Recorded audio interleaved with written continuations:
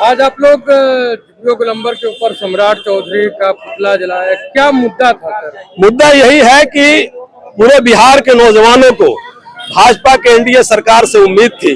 चुनाव में इन लोगों ने वोट मांगा रोजगार के नाम पर, और अभी जो है रोजगार मांग रहे अभ्यर्थियों पर इन लोगों ने लाठीचार्ज किया। रोजगार देने की बात कहते हैं, तो कहाँ है रोजगार? आप देख लीजिए कि पूरे बिहार में जिस तरीके से बेरोजगारी है, बेरोजगारी का ये आलम है कि पंजाब में और पूरे देश के दूसरे कोने में बिहारियों पर अत्याचार किया जा रहा है।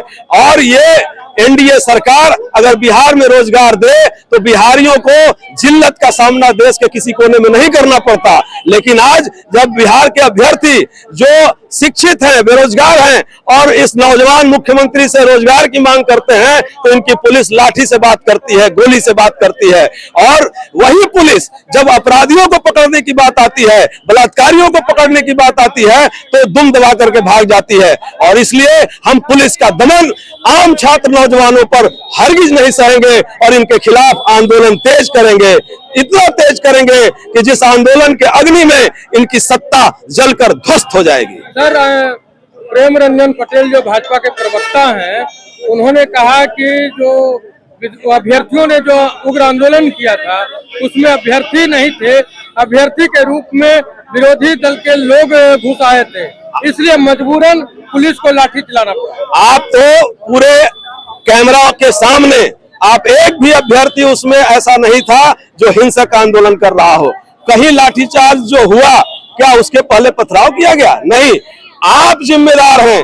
आप अपनी नाकामियों को छिपाने के लिए, अपने निकम्मेपन को छिपाने के लिए ऐसा बयानबाजी कर रहे हैं और आम छात्र नौजवानों को दोषी करार दे रहे हैं। आप जान लीजिए कि ये जो TRE 4 पर आंदोलन हुआ उस पर अज्ञात 5000 लोगों को, अभ्यर्थियों को, छात्रों को जो है दोषी करार दिया गया है, आरोपित किया गया है, उस पर FIR लॉन्च किया गया है। और पटना यूनिवर्सिटी के हमारे हॉस्टल में घुस करके ये लोग दमन करते हैं। तो हम कहते हैं कि छात्र नौजवान अब बिहार के रुकने और दबने वाले, पीछे हटने वाले नहीं हैं। लेकिन शिक्षा मंत्री बोलते हैं कि आंदोलन करना सही नहीं है। ये जो आए हैं तो क्या ये आंदोलन करके नहीं आए हैं?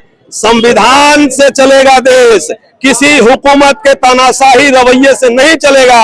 और कोई पुलिस प्रशासन, कोई हिटलरशाही इस लोकतंत्र के मूल्य को नहीं दबा सकती है। और हक अधिकार के लिए लड़ना जो देश के शहीदों ने सिखाया है वो उसकी परंपरा जिंदा रहेगी। और हम यहाँ पर गांधी, बिरसा, फूले, अंबेडकर के रास्ते पर हम बढ़ करके और इस देश के लोकतांत्रिक अधिकार का रक्षा करते रहेंगे। आप लोकतंत्र के अधिकार की बात करते हैं, संविधान की बात करते हैं। भारत के केंद्रीय मंत्री जीतन राम मांझी ने कहा कि मैं जो पूर्व में बयान दिया था कि मार दिया तो मार दिया, जिस बिहारी को गोली मारी गई थी, उस पर उन्होंने कहा कि मुझे कोई अफसोस नहीं है। सोचिए, जब ऐसे मंत्री हैं, ऐसे संविधान के रक्षक हैं, तो फिर संविधान कहाँ बचेगा? ये क्यों, ये हिम्मत कहाँ से आती है? इनको चुनाव से भय नहीं रहा।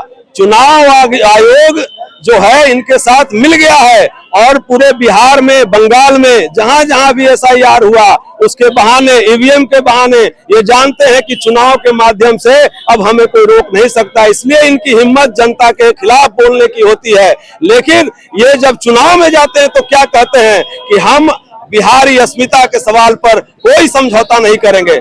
आज बिहार में रोजगार होता तो बिहार के नौजवानों को, मजदूरों को देश के किसी कोने में इस तरह का सामना नहीं करना पड़ता।